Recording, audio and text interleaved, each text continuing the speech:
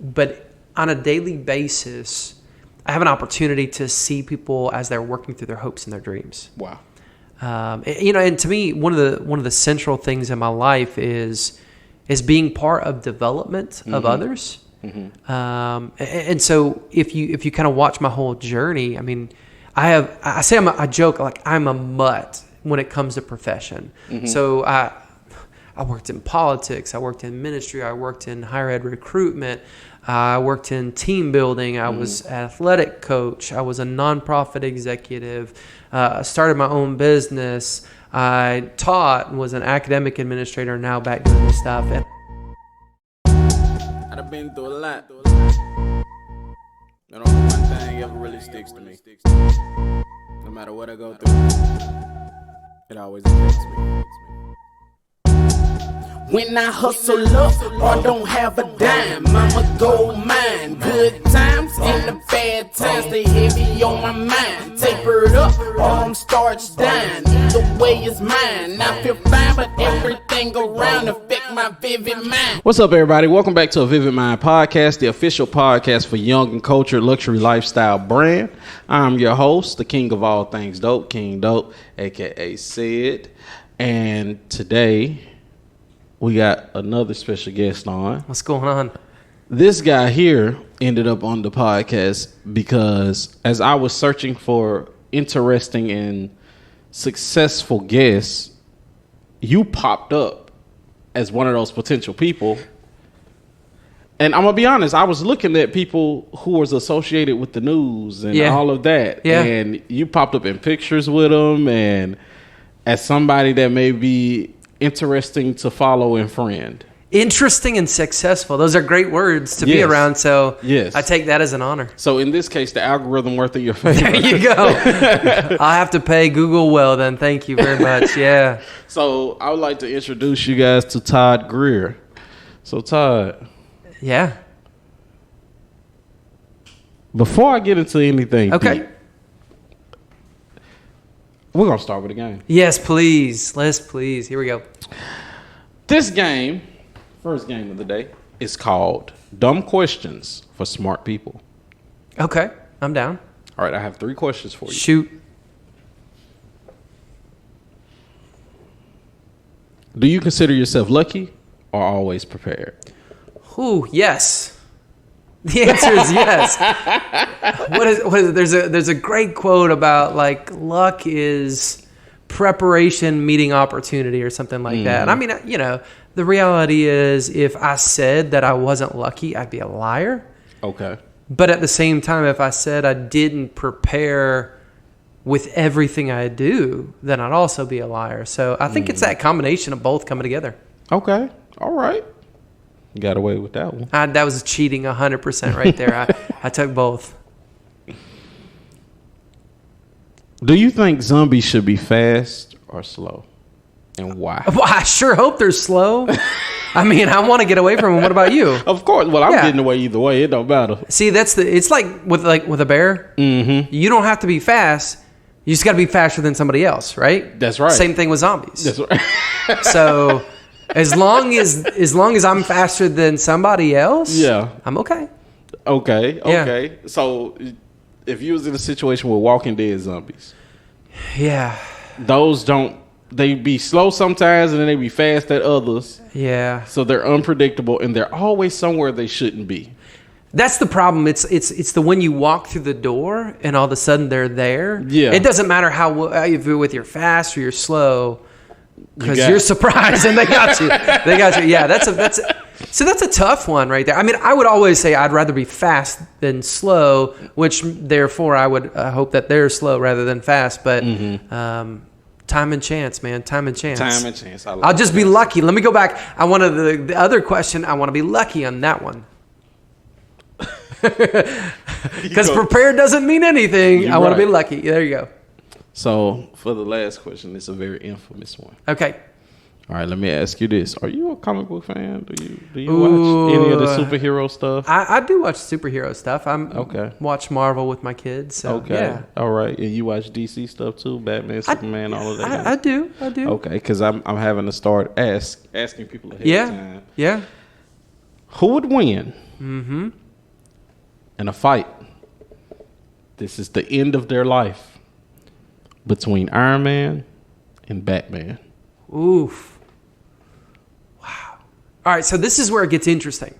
Because Iron Man, if he has time to prepare, can build anything. They both have time to prepare. Because that's their strategies. They prepare for their enemies. All right, so which Batman am I working with, though? The most elite version.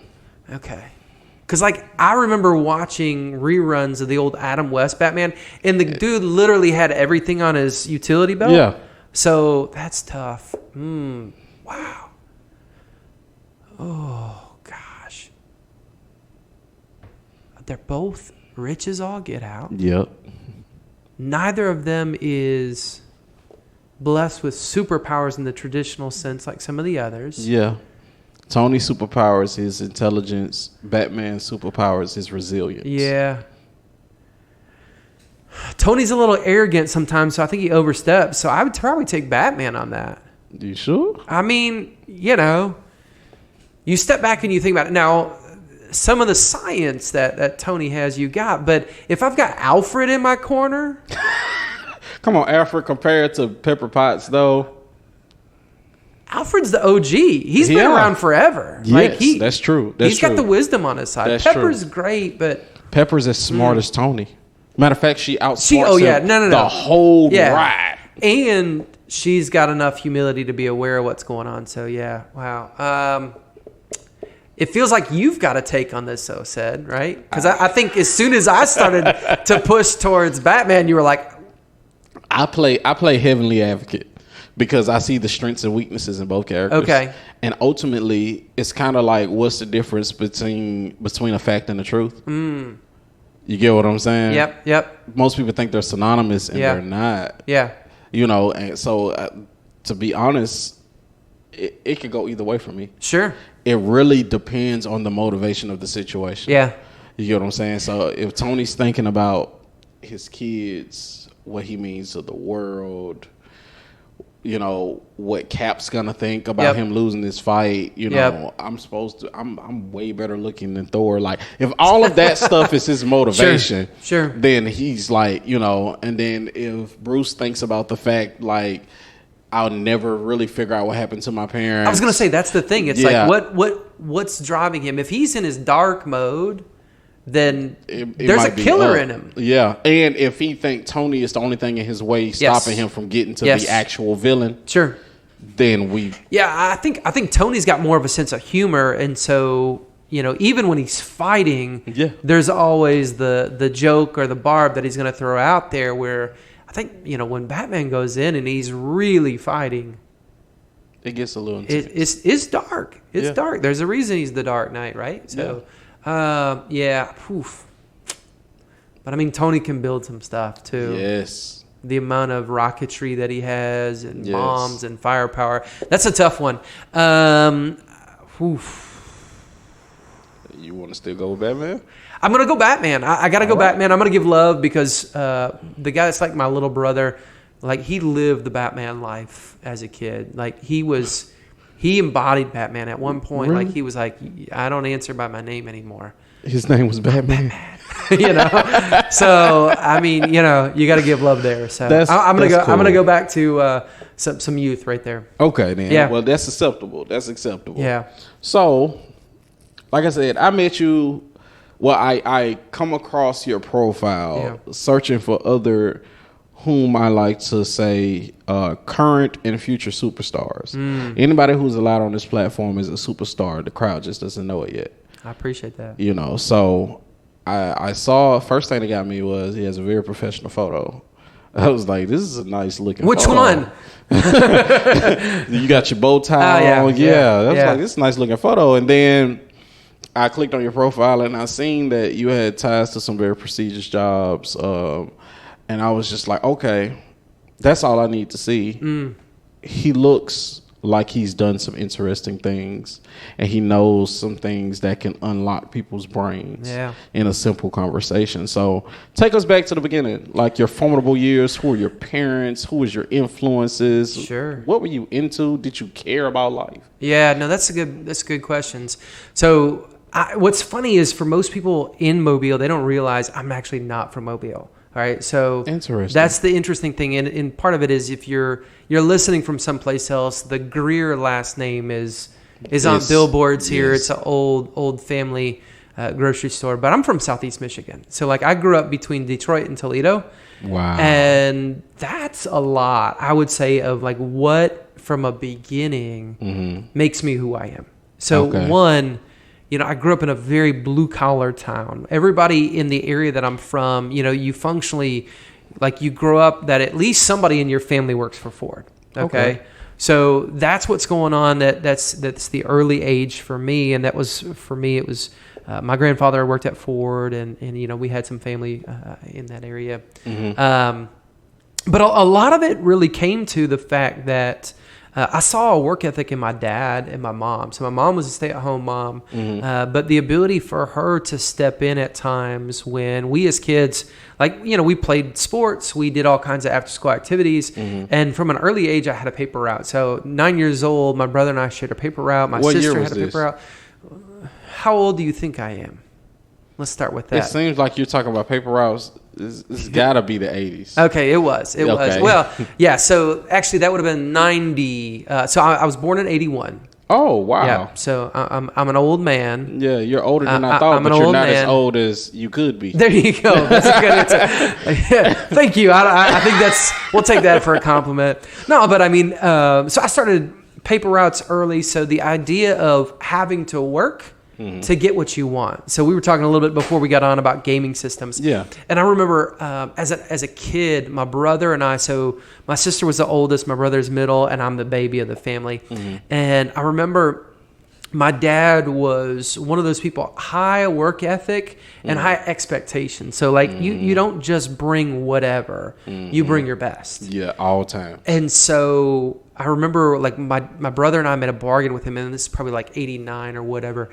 And we wanted the first Nintendo. Yeah. All right. So he was like, all right, so here's the deal.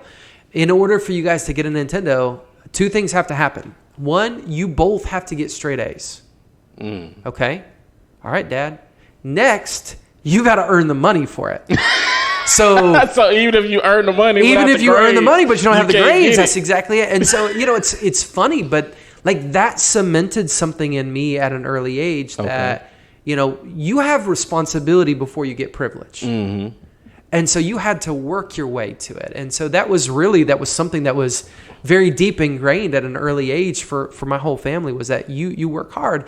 And then it was trying stuff. It was the ability to kind of recognize that when a door opens, a lot of times you got to take that. Yeah. Because you can't always get those locked doors open, and so when the opportunity present itself, you gotta go for it. So I was playing a lot of ball when I was a kid. I'm a huge sports nut. I grew up like rocking with the Fab Five back in 92, 93. Okay. I probably read the book about them multiple times, dog-eared pages.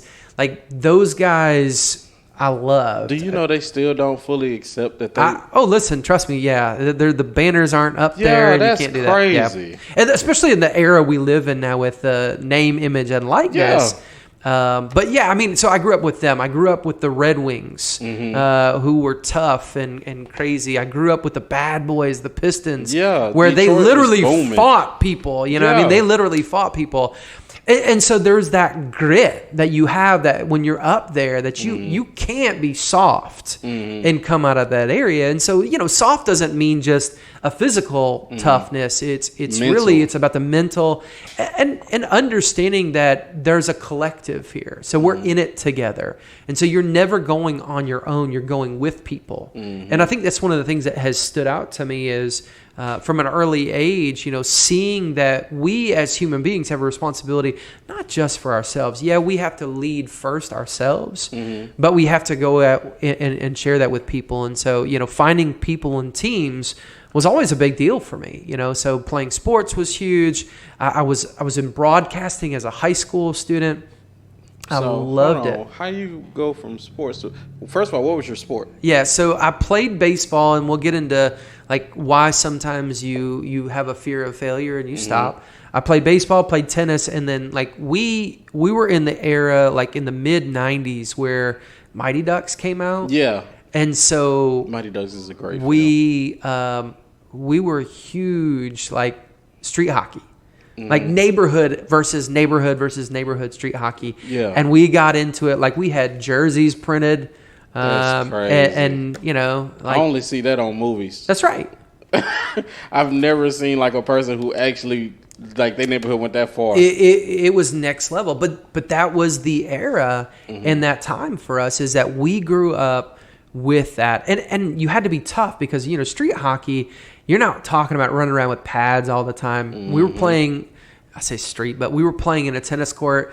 I remember one time we had the net poles up, but the net's down, and I wrapped my leg playing defense. I was going back, wrapped my leg around it and flipped back, no helmet, boom, onto the pavement. So, like, you just learn to get up and keep going. You don't have time to cry about it. That's right. You just got to get going. So, yeah, I mean, a lot of that I think is part of who I am. But at the same time, I mean, I had a lot of parents, a lot of grandparents, you know. So, like, growing up in church, it was, if I did something wrong and my parents weren't there, I had other sets of parents who were going to tell me what was going on, and they were going to take care of business. And same thing with grandparents. And so it was, you know, it was neighborhood and caring about people. So you had a village. Oh, yeah, very much so. Very much so. And I think it's one of the tough things today is if you grow up without that village. Yes, it's very difficult to not have a support system. Sure. You know, even if, like, as a parent, you need a break. Oh, yeah. See, I live in that world. I've got 2 kids, and it's just now to the point, my oldest is a teenager now. And so before, not being near family, so my family's in Michigan, I'm in Mobile, Alabama. I've got a brother in Tennessee, a sister in Maryland. We've got nobody on either side of our family that's here. And so when we got here, I mean, just the idea of, I need a babysitter. You know, I mean, that's a real thing, I think, for every down couple. Here, there's like no service for that. Yeah. Like, yeah. You gotta know somebody. That's right. That's right. and you gotta hope that they come. Yeah. You gotta hope that they come and they show up, because that's tough. So yeah, I mean, you know, all of those things are happening. But, you know, one of the things I'll say as well is at an early age, I had a love of learning, you know, just a deep love of learning. And I think that's one of the most important things that has been with me throughout my career is, you know, I don't just want to know one thing. I want to know a lot of stuff. And so I'm one of those people that in many ways, like, I'm waiting for a trivia game because I've been preparing for it all my life. I have so much useless trivia in my brain. Yeah. And I also think in songs and movie lines. And so, you know, this is so funny because my people who watch, and if you know me, to know me is to know that's how my brain works. And it was funny. I mean, like, so for me, said it was, as a student, like my junior and senior year, I DJ'd for a high school radio station, and like, I grew up with 90s R&B. I mean, just the straight up harmonies that you could get from them. So what's your favorite 90s jam? 90s jam, Summertime, Will Smith. I mean, Fresh Prince. It like when the temp hits the right temp. Yeah. And you can hear that, like, it starts out with that beat and then it starts to slow down and he's mixing it. Yep. Jazzy Jeff is getting that is like the quintessential, puts me back like I'm 14 years old again, and just wow. And you lay back a little bit. Yep. You know, your windows go down because everybody's got to hear that you're listening to it, right? That's right. So that's that one that I think for me, it's not just that the song is fun and engaging and the lyrics are good, but it really brings me back. It really brings me back to being young again. That's and, pretty cool. I'm getting old, so I need to get those. Man, that's crazy that you even mentioned that because I love entertainment. Yeah. You know, I love God more than anything. Yes. You know, so even when I'm enjoying entertainment, I never forget God exists. Yeah. So now I watch things with a very spiritual eye. Sure. You know, so I notice what like. Yeah, certain people shouldn't watch this, or because I can watch it and it doesn't influence me. Sure, yep. But I can understand how some people may think that is how it's supposed to go, and it's not. But yeah, I'm into the entertainment. I'm full of the one-liners from different situations, and I am a DJ. Yeah, I actually DJ. So it's rolling with you all the time. All the time. It's like certain situations will call for certain lines of songs. Absolutely. And I'll tell you what's tough for me is to turn that off because I'll be sitting in a board meeting or something like that. And all of a sudden you say something and it's going to trigger it. Yeah. And that song has to come out and people look at me like, what's wrong with you? Yeah, that's exactly what they do. I'm like, if you know me, you understand. If you know me, you understand. A DJ's brain never stops. That's right. Especially when somebody blows your mind. Yeah. And you like, I never thought of that. Yeah. Yeah, I got a best friend who's really, really good at that. Okay. He's really good at mixing things together that should not go together.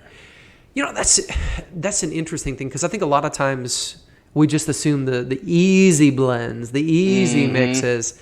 But when you can make that hard mix, when you can take two things and you bring it together and you're like, whoa, I didn't see that coming. How did that happen? That's beautiful. And really, that's life, right? Yeah. That's exactly what it is. You're always, every experience could be completely contrast to the last one that you had. Sure. But the skill set that you learned from the last one still works over here. Absolutely. You know, and it's funny because I know we're kind of jumping around with this, but I mean, like one of the things I tell people all the time, they ask me about my job now at Innovation Portal. I say, the thing that I love probably as much as anything, or one of the top two, I'll say that, is any given day is different. On any given day, I don't know who's coming in the building. Yeah. I don't know what experience is going to happen. I don't know what story I'm going to get that comes out of it, or who I'm going to meet that I'm like, wow, I didn't know this person even existed. Yeah. And now this is great. This is a connection. This is life. And it makes the community smaller. So it goes back to that village piece that we were talking about. You know, I'm not from here. I'm 8 years into Mobile, but there's a whole village I've got now because on any given day, you never know what's going to happen. And how wonderful is it to have a village of like-minded individuals? It puts you in a different energy space. Sure. And I feel like being in that different energy space will vibrate you towards the direction you need to go. Absolutely. You know, it'll call things to you that you wouldn't have been able to access prior. Yeah, and I think just being around people that have that same focus, that same drive, that same enthusiasm. Because, I mean, you think about it, I mean, anytime you're creating something, you hit the dry spell. Anytime you're creating something, you hit the wall and you just think, man, how am I going to get past this? How am I going to get through this? But I think there's so much about being in community. So some of it is having people that you look at and you see what's going on and you're like, man, they're still driving. This hit them, they're still driving. I've got that opportunity. I'm going to keep going. Other times you see what they're doing and you're like, whoa, it just unlocks a connection sometimes. And you step back and you start thinking about, you know, if I see this and I apply what's happening here over here, what's the lesson that I can get? Where's that new opportunity at? So, I mean, I think there's so much about surrounding yourself with people. And to me, like, I love surrounding myself with people who aren't me. Exactly. You know, I'm like, I'm okay with me. I'm fine. I love the shirt you got on, humble. That sense of humility is such a huge part. But I'm cool with me. I know I have lived with myself for 41 years. I don't need a bunch of me. What I need is other people who fill out my life and who complete the things I think that God ordained for us in the sense of just being able to see it all. So, yeah. Man, you talking that talk right there.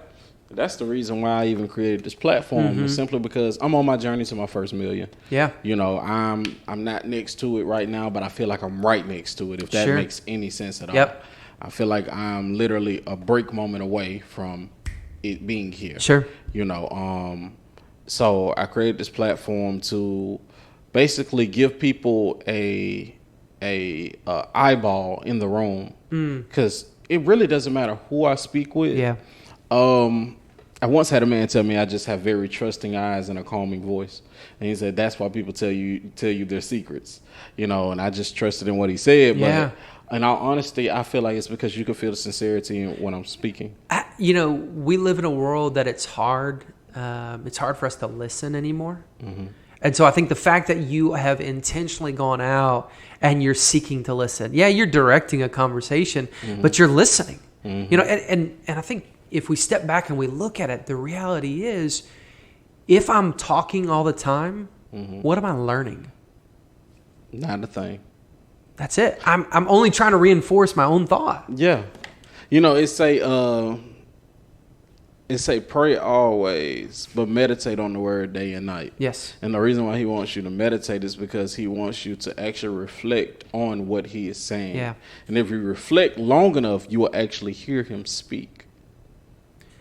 You know, and that's the hard piece we were talking about before we jumped on about, you know, the devices that we have in our life. Mm-hmm.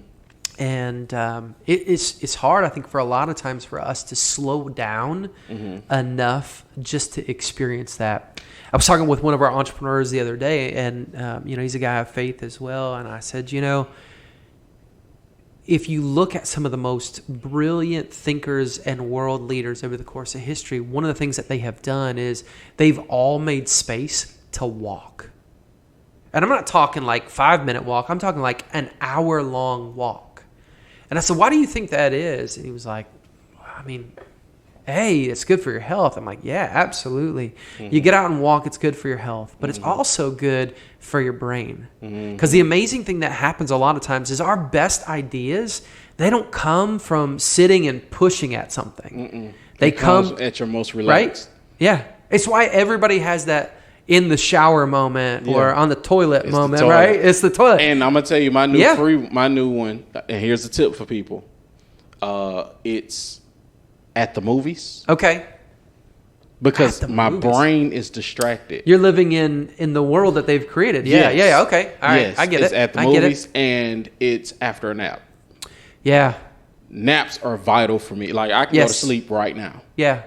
Like talking to you every weekend. Well, I hope you don't do it while I'm talking. Oh no, you're not boring. Okay, all right, good. We're Thank good God. there. Yeah, amen. But I agree 100%. So the Nappuccino is a friend of mine right now. You know what I'm talking about? I know exactly what you're talking about. Give me a few seconds. There's actually like been research about drink the coffee.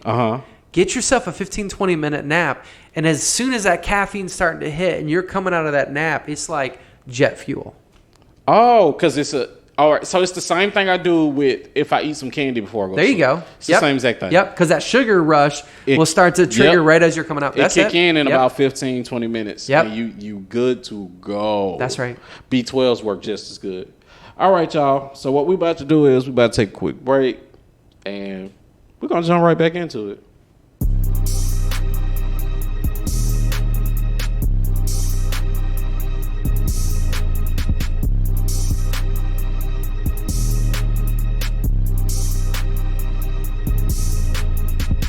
What I need you to do is I need you to go to www.youngandculture.app. I repeat, www.youngandculture.app. And get you one today, man, because if you ain't got it, you left out. And one thing you don't want to be is left out. Because trust me, everybody's about to have this.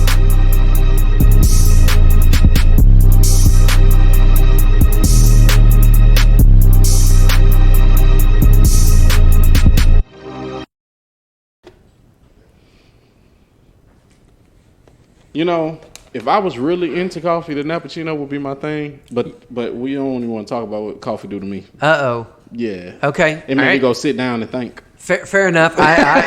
As my mama said, I'm finna go think about my life. And coincidentally, I'm infamous for that as well at work. Yeah. If you can't find Sid, he's in the restroom. Yeah, understood. My mom has joked throughout my life. She said, I know when we're getting ready to leave, we will be out in the car and there will be one person inside and we know exactly where he's going to be. Got to take care of business. When you got to go, you got to go. Got to take care of business. Because, you die if you hold that too long. That's right. And it's That's right. That's right. That's a really important part. Look, everybody out there, prioritize things in your schedule like that. Yep. Please do. Yep. And figure out how to do it in 10 minutes. That's a tip. Figure out how to do it in 10 minutes. There you go. They won't miss you as long. That's right. So you say about 14 you really discovered DJing. So I was more like 16 when I discovered. Okay, yeah, then. Yeah. So it's high school time. Yeah, it's high school. So you doing high school parties and. So we did like the school stuff. So we had the school equipment. Oh, okay. Which literally was the hand-me-down from the radio station. So that was another thing we had to do. We had to figure out they gave us the hand-me-down stuff, so you don't necessarily have all the cables right. Mm-hmm. So you got to figure out if I do this to this and this to this. So, even the idea of problem solving and thinking on my feet, all of those things kind of came from that because it was, it was before we had everything wireless that we could do all this stuff. I mean, you think about, here we are, we're sitting on a podcast, we got multiple cameras set up, we've got multiple mics, we're playing into that, and we're running it off of a computer. Yes. So now we have a little bit more that we bring together, but back then I remember, I had to call a football game over a telephone line back to the station onto the soundboard, and you're functionally almost like putting the other telephone up to the mic and trying to get the quality out of that. So but we learned all kinds of stuff. You learn about how do you think on your feet, which is what makes hosting so much fun, right? Yes. Because then you're like, oh man, that triggers that, and then we go for that. Yeah, so I've never met a mic that I didn't like because I always enjoy the conversation that follows. That's true. So, those are huge formative times to be able to go through that. Yeah. So while you was doing all of these events for the school, were you also playing sports at the school or? Yeah, I was playing sports. I sang in choir, acted in shows. I mean, I really looked at my high school experience as how do I take every ounce out of it that's good, that I can enjoy, and really just learn from it. So there were things that I learned. I mean, I kind of alluded to this before. I gave up baseball. Loved baseball. Baseball was my passion. And I gave it up. And the reality is I gave it up because I had a fear of failure. I had a fear. So you knew you weren't going to make it. Well, I had a fear. Who knows if I was going to make it? Yeah. So I told myself that there was a chance. And because there was a chance, I just backed out. You bagged out. And But I mean, ultimately, that's why you weren't going to make it. Oh, yeah. You understand? Because you never thought you were going to make it. I think it's Henry Ford said something like, whether you think you can or you think you can't, you're right. Exactly. And that is a fact. Yeah. You say you have not because you have not. Sure. The way that you even receive salvation is because you believe that he is who he say he is. Sure. If you never make the statement, he say believe and confess with your mouth, because they know you can believe something, and if you never say it, it ain't real. You got to act on it. Yep. You got to act on it. You got to act on it. That's that first step. And I honestly feel like that's why Peter started why he drowned. Sure. Was because one moment he believed, and then when he was believing what the Lord had told him, he actually stopped believing. You ever did that before? You're like, I can't believe I'm doing this. And it was like, I can't. Whoop. Sure. I think it happens a lot of times. I mean, you think about it, you're out there and you're doing something that's beyond what you expected out of yourself. Yes. And then you start to question yourself. Well, I couldn't, and then all of a sudden, pew. It just goes straight down. Yeah. It happens. And I think it's tough, but I mean, we've got to continue to keep pushing when those kinds of things happen and keep stepping out. At the same time, as much as I would throw Peter under the bus for something like that, you step back and you look at it, how many other disciples got out of the boat? What you say? Nobody. Ain't nobody else. Nobody else. And I think Jesus knew that though. He knew they with me, but they ain't with me the way you is, Peter. Yeah, and I mean, you step back and you see, I would rather somebody who is willing to try and fail than somebody who's never willing to try at all. The interesting thing people don't really talk about is the moment really wasn't over. No. Jesus kind of asked him to do it again. That's right. and he refused. He was too afraid to try again. So imagine if he literally would have just did it again. Oh, yeah. Which proves consistency. Yes. Consistency will equate to product eventually. Well, and you look at it, there's a lot about when you screw something up, you want to get back out and do it again. Yes. As quick as possible to break the habit. But it's not just breaking the habit, it's breaking what happens in our brains. Because a lot of times what ends up happening in our brains is we start to lock in that moment. You ready to get real deep academic for a second? Let's go. All right, it's called triadic reciprocal processing. Triadic reciprocal processing. All right, and what that is you've got three things that are working together. We have a self-efficacy, a belief that we can do something. We have actions and we have reinforcement. Okay, so a belief, action, and reinforcement. And those three things, they work together and they are processing together. So if I believe that I cannot, I will act as if I can't, which will be reinforced that I cannot, which will only continue to reduce my belief. Understood. All right. But if you do, because you believed that you can, the reinforcement and the actions are going to correspond, and then you'll continue to see somebody excel. Right. So it's the same thing. If you step back and you look at it, there's really cool, interesting studies about times that teachers have been told that all these kids in their classroom are high performers. Yeah. All right. They just picked them randomly. There's no high and low. Yeah. But when we treat people as if that they are high performers, then they become high performers because all of a sudden their self-perception is changed on that reinforcement that happens. So that has been the encompassment of my entire life. My dad, he recently just passed on June 7th. Ooh, I'm sorry. It's okay. He's always taught me, he was like, don't worry about these conditions. Just know you smarter than most of these people out here. Yeah. It's just something he's always told me. Yeah. He didn't mean it in a very arrogant way. Sure. He say, don't take that as a way to mistreat anybody or to do anybody harm. Just understand how smart you really are. Yeah. And if you understand that, you could do anything. I mean, and what he locked you in on is a belief in yourself. That's exactly it. Yeah, that's beautiful. And then my mom, because they weren't together. Yeah. You know, my dad made sure I knew the world. Okay. That's what he said his job was. Yep. I'm gonna show you the world. I'm gonna expose you to the world, the real world. So yeah. He took me to the hood. He let me see poverty. Sure. And he would be there hanging out. Yeah. So it isn't like, look at them. You know, it's sure. like these are your people. Yep. This is what he taught me. Yep. These are your people. You better know when they see you, you shake their hand. That's you right. treat them with respect. Yeah. You show them. You get what I'm saying? That's you right. talk to them right.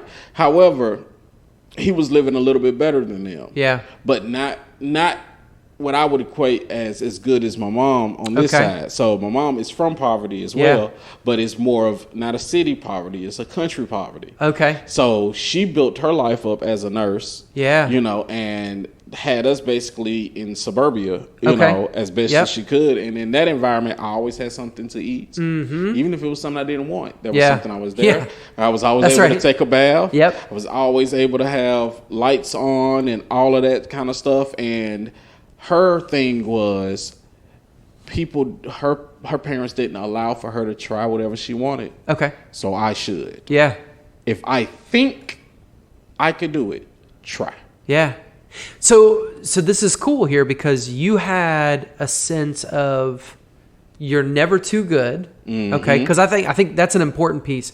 If I think I'm ever too good for something, then I lose roots. Okay. But at the same time, you had enough support and care that you never lost sight of the fact that you could. You could. Because I think if we don't have, and it's a point that we're left alone, then that downward spiral is easy to happen. Yes. But like when you've got that support around you, and you look at, even in those times, it's brought back. No. You see this, you think about this, you realize this, but it keeps you grounded. Yeah. I mean, because I think one of the things about humanity is the reality is like everybody is our brother or sister. That's in the sense that we're in that common place, and one of the things. It's a quote actually came from Michigan football. One coach talking about another. He said, "You think you hit a home run, but you were born on third." You know, I mean, like, I think that there are times. There's so many privileged people that are going through that. Yeah, and I think that there are times, you know, it's one, we all have to understand our own privilege. Yes. You know, because there's something or another that we've got that other people don't, or that we don't have to experience but other people do. But at the same time, you know, you have to understand that humility word is such a big deal to me, because it's the idea that, like, I didn't build this thing on my own. Nobody does. Right. But they all would tell you that. Yeah, I mean, the idea, like, I pulled myself up by my bootstraps. That's... Okay, who got you the boots? Exactly. Who put straps on the boots? Who put a floor above? Yeah. Who's to say that my boots got straps on them? That's right. Who's to say I even got shoestrings? That's right. You get what I'm saying? Sure. Like, people are really, there is a such thing as a disadvantaged situation. Yes, absolutely. Now, granted, there are some exceptions to the rule. Yep. They figured it out. Yep. But that is a phrase that we use for the one out of many. Yeah. The exception. Yeah. You get what I'm saying? And we all know the exception is a norm. Sure. You know, but I like to think on, people like to mention innovators like Elon Musk, Jeff Bezos, not to mention the fact that Elon Musk started his first company. He started Tesla with a $200 million loan from his parents. I was going to say, I don't know about you. My parents didn't have $200 million. Yeah. Okay, cool. We're on the same page. You know, and it's funny. It's funny that you bring that up, because that's one of the things, like, when I first meet with an entrepreneur, I start out with, "Hey, are you a billionaire?" And they always look at me like, "What?" Why and are we having this conversation? I said, "Are you a billionaire?" "No." I said, "Okay, at least you're not going to tell me you are." I said, "Cool. Are you a millionaire?" "Well, I mean, not yet. You know, I'm next to it. I said, "Okay, look, if the reality is that you're not a billionaire and you're not a millionaire, we got to do this the right way. Because we don't have money to throw at problems." Facts. I mean, I don't have money to build. So sweat and tears and hustle, those things I have them in spades. Yeah. But what I don't have is I don't have cash. I like the way you put that. I have those things in spades. Sure. I mean, they winning. That's right. I mean, we go on a run. You look at it, because you can't take that away. That's facts. I mean, you might close the door, you can't take it away. And so I think, you know, what it looks at is an understanding that we have got to invest in the things about ourselves and others that make the world better. Man, Todd, I like you, dude. I said I feel the same way. You a cool dude, man. You talk my talk. But I mean, like, this is the kind of thing that when we look at life around us, we've got to, you know, you got to step in and grasp arms with somebody.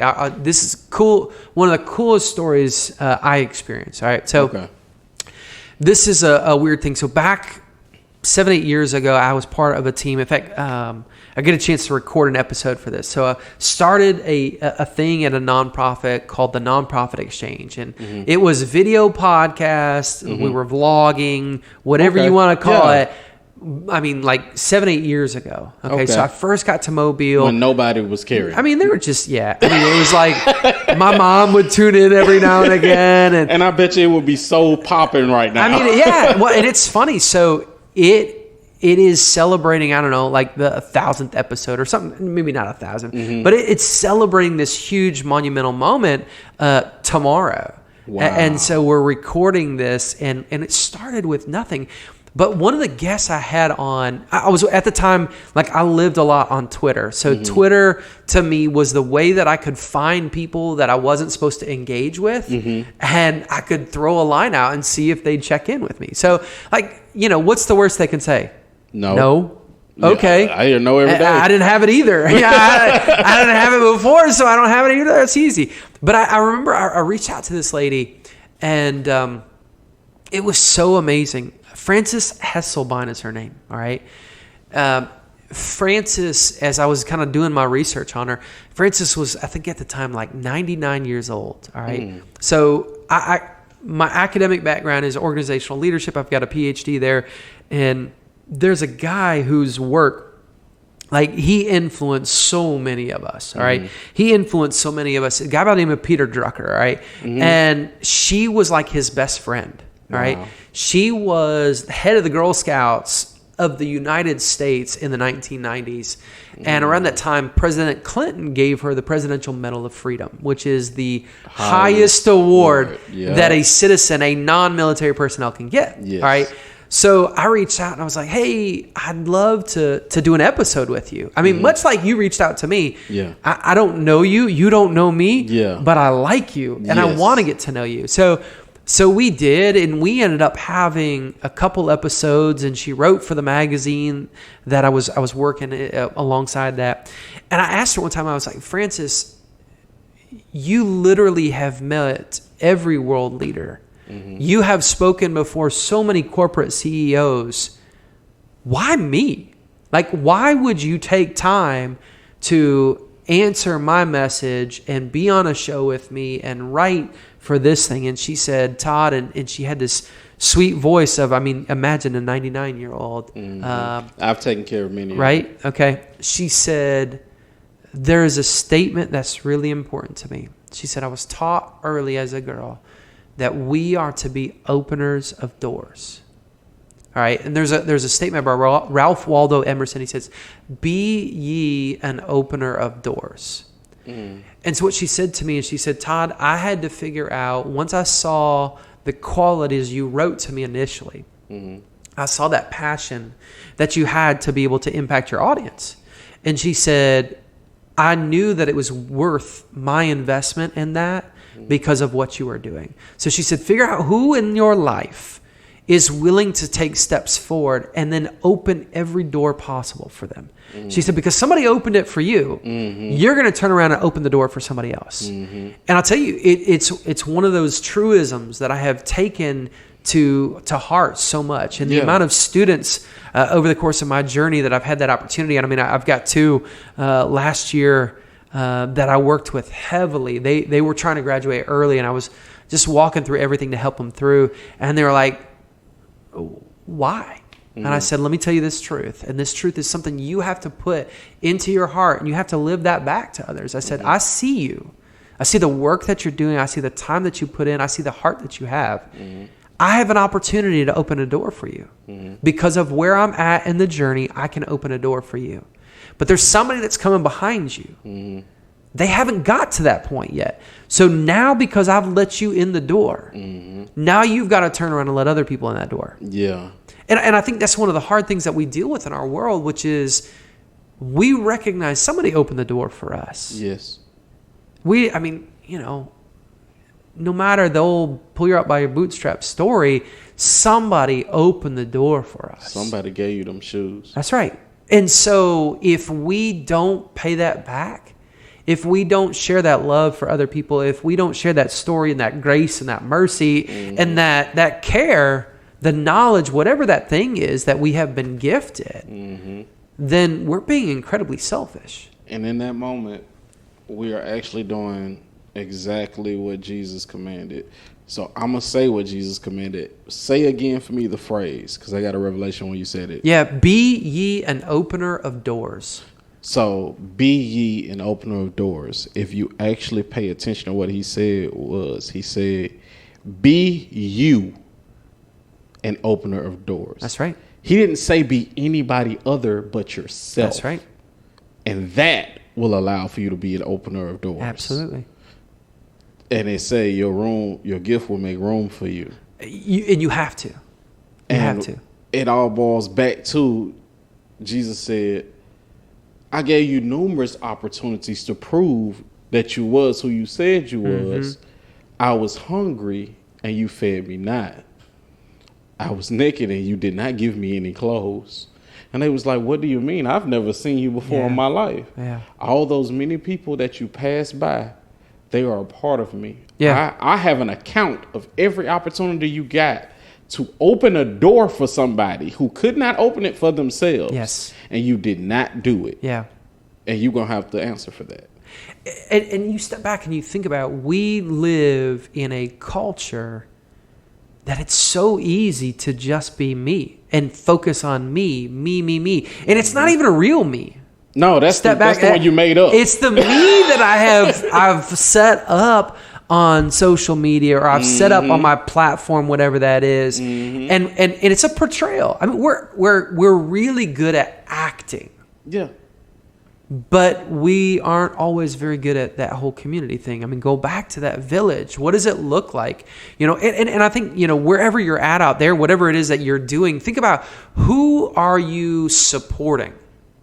Whose work are you standing there cheering on? Because for some people, you need to be the cheerleader. Yes. You need to say, look, I love what you're doing. Keep it up. This is great. Yes. For other people, you need to say, how can I help and support? And your work is getting dirty as you get in and actively grind with them. And then for some people, it's depending on where you're at, it's the money. We've got those resources and we allocate those things. So, I think we just have that importance of playing a role. And now, don't get me wrong, you can't ever pour out so much that you dry up. That is correct. Okay? Because if everybody's pulling at you and you've got nothing left, then you're no good to yourself, you're no good to anybody else. All right, we're going to take a slight break. What it do, family? This your boy Sid, a.k.a. King Dope, the king of all things dope. Hey, I just kind of let you know I just dropped another gem for you. Hey, what I need you to do is pick up your device, go to the nearest streaming app you have, wherever you listen to music. I'm letting you know I dropped an album to go along with the podcast. Yes, and to make it easy, I named it the same thing, A Vivid Mind. So, on wherever you like to find your music, look up A Vivid Mind, and it's by the artist known as King Dope, that it will be me. You can look up King Dope, KINGDOPE, or you can look up A Vivid Mind, and you will find my album. Check it out. Man, I got some tunes on there for every type of situation. And every type of situation I got some tunes for involve getting to the bag. So, make sure you hit the comments on this video if you have checked it out and let the people know what you think. Okay, so Todd, you're at the Innovation Portal. Yes, sir. What is your title? So I'm the executive director. You're the executive director? Yes, sir. There's someone above you? I've got a board. Wow. So is the Innovation Portal your baby, or were you hired on? I was hired on, so I've been part of kind of the genesis of the portal throughout. So a friend of mine was the first executive director, and as it was kind of coming to fruition, she asked me to be on the board. So I served on the board for about 6 years, and then I made the transition in March. I left my role at the University of Mobile. I was vice president for academics up there to be able to come down and do this. And, it's such a neat experience because, one of the things, love the university, love the work that I was able to do, and I still teach every now and then up there. But on a daily basis, I have an opportunity to see people as they're working through their hopes and their dreams. Wow. And to me, one of the central things in my life is being part of development of others. And so if you kind of watch my whole journey, I joke like I'm a mutt when it comes to profession. So I worked in politics, I worked in ministry, I worked in higher ed recruitment, I worked in team building, I was athletic coach, I was a nonprofit executive, started my own business, I taught and was an academic administrator, now back doing this stuff. And I said, if you look at it, for most people, they're like, who are you? What are you? That's just weird. And I look at it and I like, at the core, my sweet spot is development. Yes. Okay. So I love to be able to work with somebody where they're at and help them make those steps forward, whether that's in their spiritual walk, athletically, when it comes to a team, an organization, leadership, a business. That's the thing that I get super excited about when I see it. So your purpose in life is to be a bridge. Absolutely. And how does that make your heart feel to know that you discovered it? Oh, it was incredible because I'll tell you, it was the most awkward moment. I was getting ready to go speak. This is probably 9 years ago. I was getting ready to go speak to a middle school career fair. And a buddy of mine was a teacher there, and he was like, hey, why don't you come speak? And I was like, about what? Like, have you seen my journey? Like, I mean, I'm literally all over the place with it, not because I don't have a clue. It's because there were certain things that would drive the next step. So there was always something that would drive the next step. And I was getting ready to present the next day, and I really didn't know what I was going to present on. I mean, I really was kind of struggling, wrestling with this. And I was sitting there. A friend of mine had gotten into a crash, and so she went into the ER. She was fine, but I was sitting there waiting kind of for her to come out. And it was then, like, you know what a Venn diagram is? The three circles, the spot in the middle. Yeah, it was then that I hit on that. And I hit on kind of a framework that I teach people all the time now. I said, you know, when you're trying to figure out who you are, what you are, where you want to go, the thing that you have to remember is, like, you have passion and purpose. Yes. All right. You need those drivers there of passion and purpose. You have knowledge, skills, and ability. Those are the things that, like, they are you. Oftentimes they're the things somebody says, hey, you're really good at that. And you're like, I thought everybody was. Yeah. But no, it's you. And then I was looking at the idea of both experience, what have you done in the past, and opportunities. What does the future look like for that area? Okay. And so I landed on that kind of that framework as I was sitting there, and it was like the epiphany. It was, whoa. And so I started talking students through that and looking at my own journey. And so what I started doing, I wrote down literally every single one of my roles. Developer.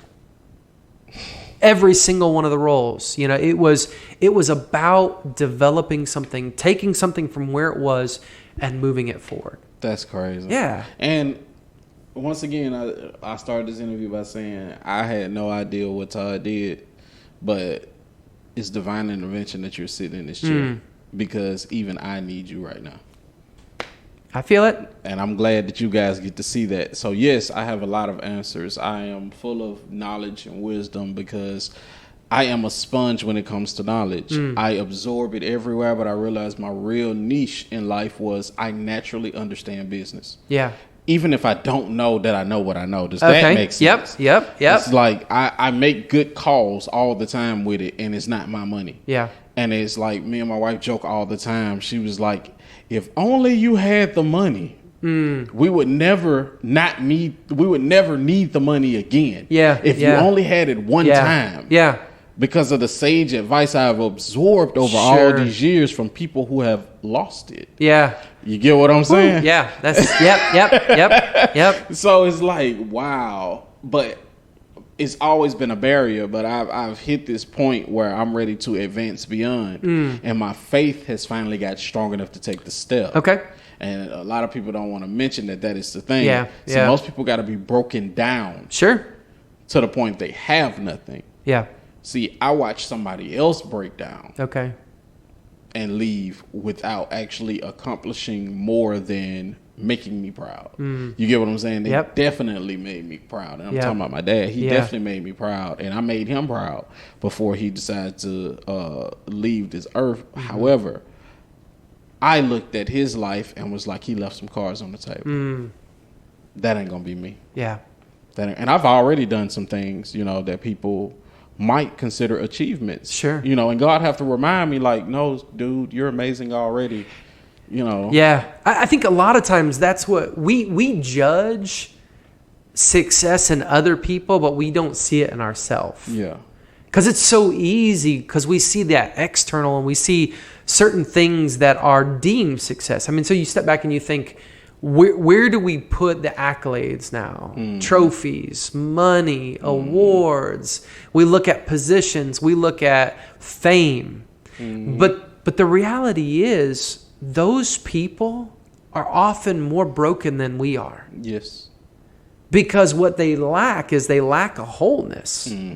And so I think it's vitally important that we both stay whole and grow. Yes, that's correct. And so when we do that, we live into that opportunity that's moving forward. We live into that next step. And the reality is, I think a lot of times, if we didn't have an understanding of where we've come from, then when we got there, we wouldn't be doing it right. Listen, That's perfect. That statement is perfect. Simply because I've always had a yearning for success. Yeah. But I defined it differently. Okay, there you go. Yep. You know, now I know I am successful, but now it's time. Now this version of success that I knew I could obtain, now there's a God component. And it's a little bit different now. See, now I got to show them that God make billionaires too. Oh, yeah. You get what I'm saying? Oh, Because yeah. we're not seeing too many. Yeah. Hardly any. Yeah.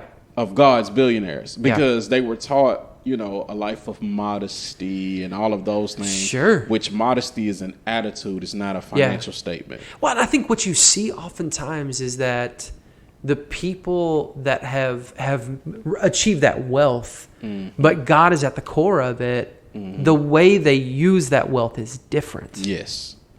And I think is it a tool for the good of others, or is it a reward that I get to flash at people? And I think those are two totally different things. It definitely is. But I feel like my culture, you know, black culture has gotten to a point now where what is considered flashy now is extreme compared to what it was. So, like, for instance, now if I got a gold watch and a chain, being a Christian man, it's not looked at twice. Like, it's fine.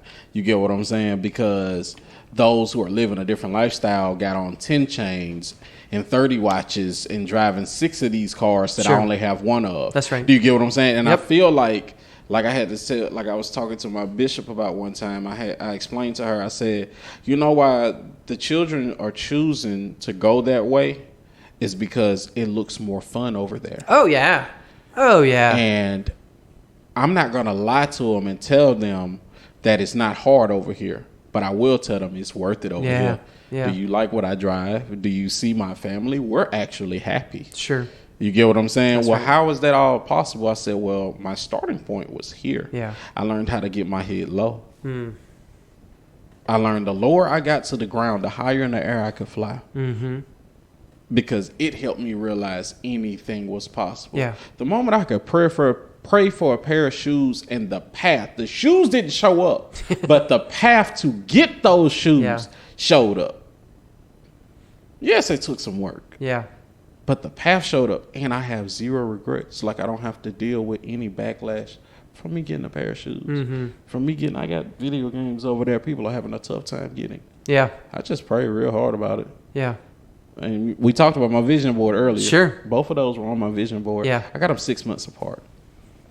That's not supposed to happen. Yeah. At all. Yeah. Especially not for somebody like me. I just got this house in December.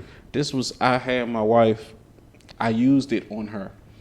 I said, here go a piece of paper. Write out your house.